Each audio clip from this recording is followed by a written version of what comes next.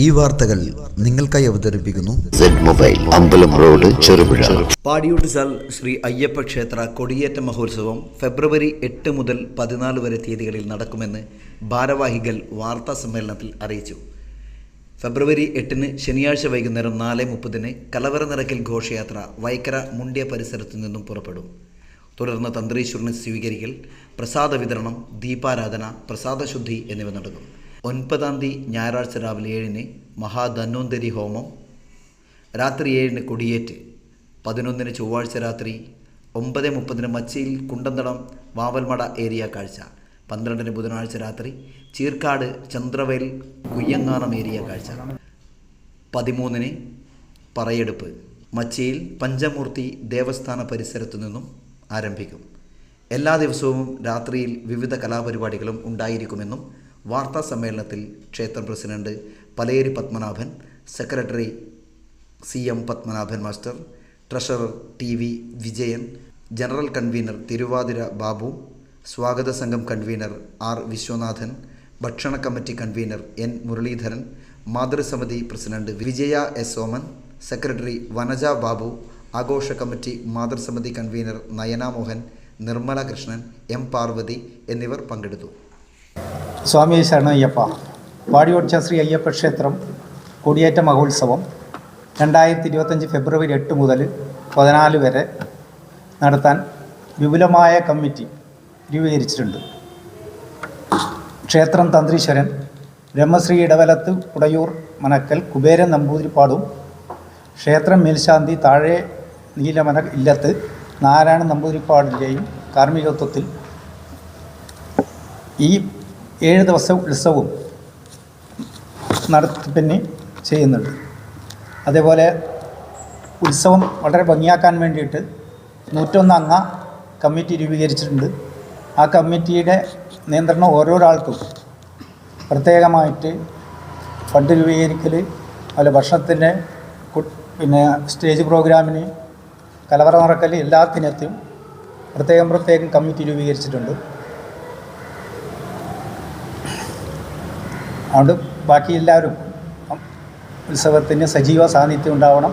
കൂടാതെ ഉത്സവത്തിൻ്റെ കൊടിയേറ്റ ദിനത്തിൽ പാടിയോട്ടുചാൽ അമ്പലത്തിൻ്റെ വികസന ഫണ്ട് പറഞ്ഞിട്ട് ഒരു 7.5 സെൻറ്റ് സ്ഥലവും, പിന്നെ രണ്ടാമത്തെ പ്രൈസായിട്ട് ഒരു 5.5 സെൻറ്റും ഒരു 25,000 രൂപേൻ്റെ ഒരു ഫണ്ട് സമാഹരണത്തിന് വേണ്ടിയിട്ട് ഒരു നിധി ഉണ്ടാക്കാൻ വേണ്ടി ഒരു രൂപീകരിച്ചിട്ടുണ്ട്.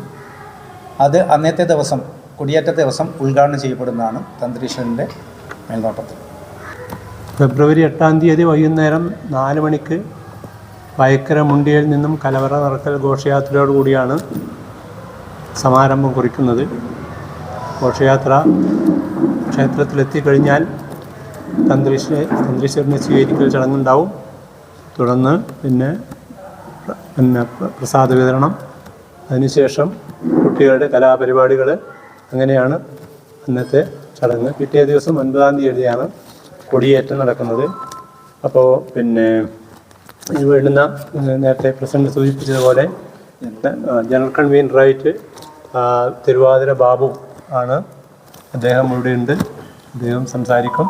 അപ്പോൾ ഈ ഉത്സവ ദിനങ്ങളിലെല്ലാം തന്നെ, അതായത് 9-ാം തീയതി മുതൽ 14-ാം തീയതി വരെ അന്നദാനവും ഏർപ്പെടുത്തിയിട്ടുണ്ട്.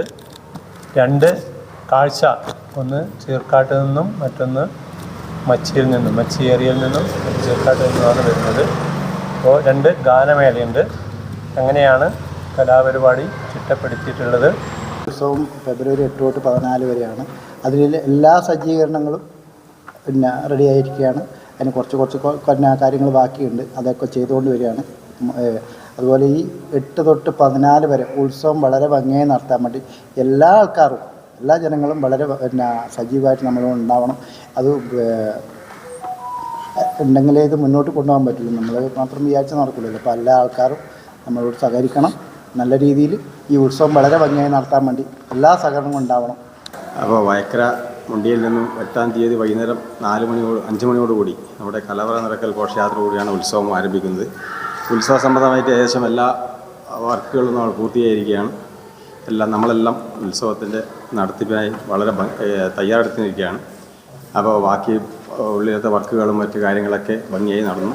ഇനിയിപ്പോൾ ഉത്സവത്തെ വരവേൽക്കാൻ സന്നദ്ധമായിരിക്കുകയാണ്. അപ്പോൾ അറിയുന്നത് നമ്മുടെ ഈ വാടിച്ചിറ അയ്യപ്പ ക്ഷേത്രം എന്ന് പറഞ്ഞാൽ നമ്മുടെ ഈ ഒരു പരിസരത്ത് മാത്രം ഒതുങ്ങുന്ന ഒരു മഹാക്ഷേത്രമാണ്. അപ്പോൾ അതിന് വേണ്ടുന്ന എല്ലാ വാർത്താ പ്രാധാന്യവും നിങ്ങളുടെ ഭാഗത്ത് നിന്നുണ്ടാവണം എന്ന് അഭ്യർത്ഥിക്കുകയാണ്. ബാക്കി നമ്മുടെ ഈ വർഷത്തെ മഹോത്സവത്തെക്കുറിച്ച് പ്രസിഡൻറ്റും സെക്രട്ടറിയും അതുപോലെ തന്നെ കൺവീനർമാരൊക്കെ സൂചിപ്പിച്ചു കഴിഞ്ഞു. എന്നിരുന്നാലും വിപുലമായ ഒരു ആഘോഷത്തിനാണ് നമ്മൾ രൂപം കൊടുത്തിട്ടുള്ളത്. അതിന് ക്ഷേത്രം ഭരണസമിതിയും ആഘോഷ കമ്മിറ്റിയും അതിനൊപ്പത്തോടൊപ്പം തന്നെ മാതൃസമിതിയുടെ ആഘോഷ കമ്മിറ്റിയും നമ്മുടെ കൂട്ടത്തിലുണ്ട്. അപ്പോൾ അവരുടെ എല്ലാം സഹകരണത്തോടു കൂടിയാണ് നമ്മുടെ ഈ പരിപാടികൾ നടക്കുന്നത്. പ്രത്യേകിച്ച് ഈ പ്രാവശ്യം ഇവിടെ ക്ഷേത്രത്തിലൊരു സരസ്വതി നൃത്ത വിദ്യാലയമുണ്ട്. അപ്പോൾ ആ കുട്ടികളുടെ അരങ്ങേറ്റമാണ് ഈ പ്രാവശ്യം ഇവിടെ നടക്കുന്നത്. അതിനും എല്ലാവരുടെ പിന്തുണയുണ്ടാവണം. പിന്നെ രണ്ടാമത് പറയാനുള്ളത്, എല്ലാ വർഷത്തെക്കാട്ടിയും വ്യത്യസ്തമായ ഒരു കാര്യം എന്ന് പറയുന്നത് നമ്മുടെ ഭഗവാന്റെ നഗരപ്രദക്ഷിണമാണ്. ഈ പ്രാവശ്യം എല്ലാ വർഷത്തെക്കാട്ടിയും ചെറിയൊരു മാറ്റം വരുത്തിയിട്ടുണ്ട്. നിങ്ങൾക്കറിയാം, ഗവൺമെൻറ്റിൻ്റെ ഭാഗത്തുനിന്നും അതുപോലെ തന്നെ മറ്റുള്ള ഭാഗത്തു നിന്നൊക്കെയുള്ള നിയമ നടപടികളൊക്കെ പാലിച്ചുകൊണ്ട് വേണം ഈ കാര്യങ്ങളൊക്കെ ചെയ്യാൻ. അതുകൊണ്ട് നഗരപ്രദക്ഷിണം തുടക്കം കുറിക്കുന്നത് മച്ചി കുണ്ടന്തടം ഏരിയ കാഴ്ച കമ്മിറ്റി ഓഫീസിൻ്റെ പരിസരത്ത് വെച്ചും, രണ്ടാമത് പഞ്ചമൂർത്തി ക്ഷേത്ര പരിസരത്ത് വെച്ചും, നേരെ വയക്കര മുണ്ടയിലാണ് രണ്ടാമത്തെ പറയെടുപ്പ്. അവിടുന്ന് പറയെടുത്തു കഴിഞ്ഞാൽ പിന്നെ ടൗണിൽ മാത്രമേ പറയെടുക്കുന്നുള്ളൂ. അതുകൊണ്ട് എല്ലാ ജനങ്ങളോടും ഞങ്ങൾ പ്രത്യേകം അഭ്യർത്ഥിക്കുകയാണ്, നിങ്ങളുടെ എല്ലാവരും സഹകരണം ഉണ്ടാവണം. കാരണം ഈ ഒരു സാഹചര്യം നിങ്ങൾക്കറിയാം, എല്ലാ ക്ഷേത്രങ്ങളിലും നടക്കുന്ന പ്രശ്നങ്ങൾ. അതോടൊപ്പം നമ്മുടെ അന്നദാനം വളരെ ചിട്ടയോടുകൂടിയും ഹെൽത്ത് ഡിപ്പാർട്ട്മെൻറ്റ് പറഞ്ഞിട്ടുള്ള എല്ലാ കാര്യങ്ങളും പാലിച്ചുകൊണ്ടാണ് നമ്മൾ ഈ പ്രാവശ്യത്തെ അന്നദാനം എല്ലാ പ്രാവശ്യവും പാലിക്കുന്നുണ്ട്. എന്നാലും ഈ പ്രാവശ്യം പല സ്ഥലങ്ങളിലുണ്ടായ ചില ട്രാജഡികൾ അത് ഓർമ്മ വെച്ചുകൊണ്ട് തന്നെയാണ് നമ്മൾ ഈ കാര്യങ്ങളൊക്കെ ചെയ്യുന്നത്. അതിനു വേണ്ടുന്ന എല്ലാ സഹകരണങ്ങളും മാധ്യമപ്രവർത്തകരായ നിങ്ങളുടെ ഭാഗത്തുനിന്നും ഉണ്ടാവണം. അതുപോലെ ഇവിടുത്തെ വ്യാപാരി സമൂഹം, അതുപോലെ ഭക്തജനങ്ങൾ, മറ്റ് നാട്ടുകാർ എല്ലാവരുടെയും നിസ്സീമമായ സഹകരണത്തോടെ മാത്രമേ ഇത് നമുക്ക് 100% വിജയത്തിലേക്ക് എത്തിക്കാൻ വേണ്ടി സാധിക്കൂ. അതോടനുബന്ധിച്ച് 6 ദിവസം ഇവിടെ അന്നദാനം ഏർപ്പെടുത്തിയിട്ടുണ്ട്. ഈ അന്നദാനത്തിലേക്കും എല്ലാ നാട്ടുകാരെയും എല്ലാവരെയും അതുപോലെ മാധ്യമപ്രവർത്തകരെയും എല്ലാവരെയും ക്ഷണിച്ചുകൊള്ളുന്നു. എല്ലാ ദിവസങ്ങളിലും വിവിധ തരം കലാപരിപാടികൾ നമ്മൾ ആസൂത്രണം ചെയ്തിട്ടുണ്ട്. എത്ര ഗംഭീരമായിട്ട് മുന്നോട്ട് കൊണ്ടുപോകാൻ തീരുമാനിച്ചിട്ടുള്ളത്. അതുകൊണ്ട് ബഹുമാനപ്പെട്ട മാധ്യമപ്രവർത്തകരെ ഒന്നുകൂടി സഹകരണം അഭ്യർത്ഥിച്ചുകൊണ്ട് എല്ലാവർക്കും അഭിനന്ദനം അറിയിച്ചുകൊണ്ട് നിർത്തുന്നു. സ്ട്രോങ് ആയിട്ടുള്ളൊരു മാതൃസമിതിയുണ്ട്. ആ മാതൃസമിതിയുടെ പ്രവർത്തനം അത്രമാത്രം വിപുലമാണ്. ഒരു 10-15 ദിവസം മുമ്പേ ഉത്സവത്തിൻ്റെ ഭാഗമായിട്ടുള്ള എല്ലാ പ്രവർത്തനങ്ങളും ഇവിടെ നടന്നുകൊണ്ടിരിക്കുകയാണ്. ക്ലീനിങ് ഉണ്ട് മുതലായ പരിപാടികൾ. ഉത്സവം ഗംഭീരമാക്കുന്നതിന് വേണ്ടി നാട്ടുകാരുടെയും മാധ്യമ പ്രവർത്തകരുടെയും മറ്റെല്ലാവരുടെയും സഹായ സഹകരണങ്ങൾ ഉണ്ടാകണമെന്ന് നീതമായി അപേക്ഷിക്കണം. ചെറുപുഴയുടെ ഹൃദയഭാഗത്ത് 7 വർഷങ്ങളായി പ്രവർത്തിച്ചു വരുന്ന സെഡ് മൊബൈൽ നവീകരിച്ച ഷോപ്പിന്റെ പ്രവർത്തനം ആരംഭിച്ചിരിക്കുകയാണ്. IPhone, Samsung, Redmi, Realme, OnePlus, IQ തുടങ്ങിയ ലോക പ്രശസ്ത ബ്രാൻഡുകളുടെ മൊബൈൽ ഫോണുകൾ ഏറ്റവും കുറഞ്ഞ വിലയിൽ EMI സൗകര്യത്തോടുകൂടി നിങ്ങളിലേക്ക്. Mobile accessories, second hand phone മുതലായവ ലഭ്യമാണ്. കാലത്തിന്റെ ആധുനികതയ്ക്കൊപ്പം ചെറുപുഴയെ നയിക്കുന്ന സെഡ് മൊബൈൽ, അമ്പലം റോഡ്, ചെറുപുഴ. ഫോൺ 92077577.